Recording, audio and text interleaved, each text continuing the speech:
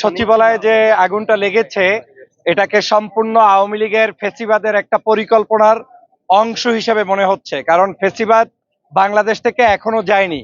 বাংলাদেশ থেকে শেখ হাসিনা পালিয়ে গিয়েছে, কিন্তু শেখ হাসিনার প্রেতাত্মারা এখনো বাংলাদেশে বিচরণ করছে। আপনি দেখতে পাচ্ছেন যে গতকালকের বাংলাদেশে ক্রিসমাস ডে উপলক্ষে বন্ধ ছিল এবং আমাদের একজন তরুণ উপদেষ্টা সম্ভবত আসিফ মাহমুদ ভুইয়া, তিনি ঢাকা শহর থেকে অন্য আরেকটি শহরে একটি প্রোগ্রামে গিয়েছেন।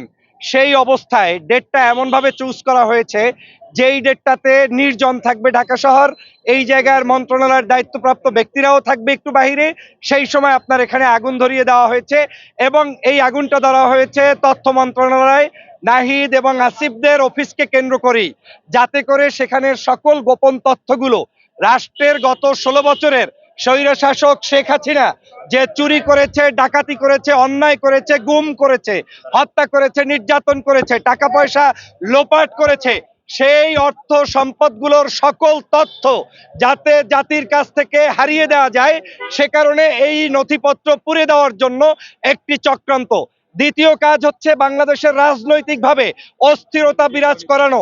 আপনারা জানেন যে পার্শ্ববর্তী দেশ ইতিমধ্যে বিভিন্ন মিডিয়ায় ডক্টর মোহাম্মদ ইউনূস সাহেবকে নিয়ে, এই সরকারকে নিয়ে বিষোদ্গার করেই যাচ্ছে। তারা চাচ্ছে যে কোনো মূল্যে অস্থিরতা বিরাজ করিয়ে বাংলাদেশের শান্তিপ্রিয় জনগণের এই যে একটি সরকার চলছে তাকে যে কোনো মূল্যে বিপদগ্রস্ত করা। আর ডক্টর মোহাম্মদ ইউনূসকে বিপদগ্রস্ত করার মানেই হচ্ছে আমার দেশের আগামী দিনের যে গণতন্ত্র, সেই গণতন্ত্রকে ব্যাহত করা।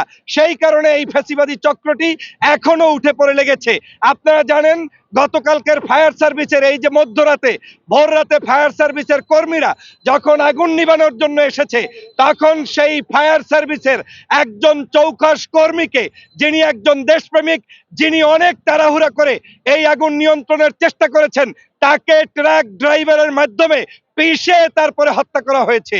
তার মানে এই সবকিছু শেখ হাসিনার চক্রান্তে, সবকিছু আওয়ামী লীগের চক্রান্তে।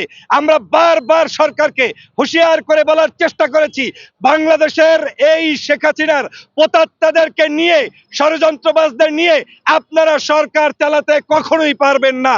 সবার আগে বাংলাদেশে দরকার ছিল ফ্যাসিবাদের এই পতনের পরে 5 তারিখের পরে ছাত্র জনতার নেতৃত্বে, দেশপ্রেমিক মানুষের নেতৃত্বে, যারা আওয়ামী লীগ দোসরদের বিরোধিতা করে, সে যে দলের হোক, যে মতের হোক, যে আদর্শের হোক, তাদেরকে নিয়ে ঐক্যবদ্ধভাবে স্পেশাল পুলিশ সিকিউরিটি নিয়োগ দেয়া।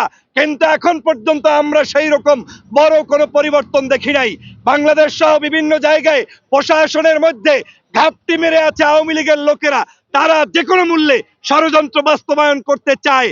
তার অংশ হিসাবে শেখ হাসিনা কিন্তু বারবার বাংলাদেশে প্রবেশ করার চেষ্টা করেছে। তিনি কিন্তু বলছে চট করে ঢুকবে, 0 পয়েন্টে ষড়যন্ত্র করেছে।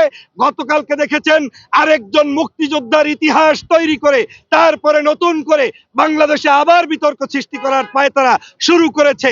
ইতিমধ্যেই জানেন একজন মার্ডার কেসের আসামির জন্য বাংলাদেশে যে পরিমাণ তাকে নিয়ে তর্ক বিতর্ক শুরু করেছে, এগুলো আওয়ামী লীগের পরিকল্পনা। এক বাক্যে বলতে গেলে বাংলাদেশে এখন যা হচ্ছে সবকিছুতে শেখ হাসিনা, আওয়ামী লীগের দোসররা জড়িত। দৃষ্টান্তমূলক শাস্তি দাবি করছি, গ্রেপ্তার দাবি করছি। বাংলাদেশের সবাইকে জাতীয় ঐক্যমত গঠনের আহ্বান জানাচ্ছি। আর আমি এই সরকারকে আহ্বান করব, যদি আজকের এই ফ্যাসিবাদের কবল থেকে রক্ষা পেতে হয়, তাহলে আপনাদের সবাইকে মিলে শক্তিশালী একটি গভর্নমেন্ট প্রতিষ্ঠা করতে হবে, যেই গভর্নমেন্টের মধ্যে আওয়ামী বিরোধী শক্তিশালী ইমেজ যাদের আছে, যারা কোনো অবস্থায় আওয়ামী লীগের সাথে কম্প্রোমাইজ করবে না, তাদেরকে আপনার নিয়োগ দিয়ে প্রত্যেকটি পদে পদে দেশপ্রেমিক নাগরিকদেরকে নিয়োগ দিতে হবে।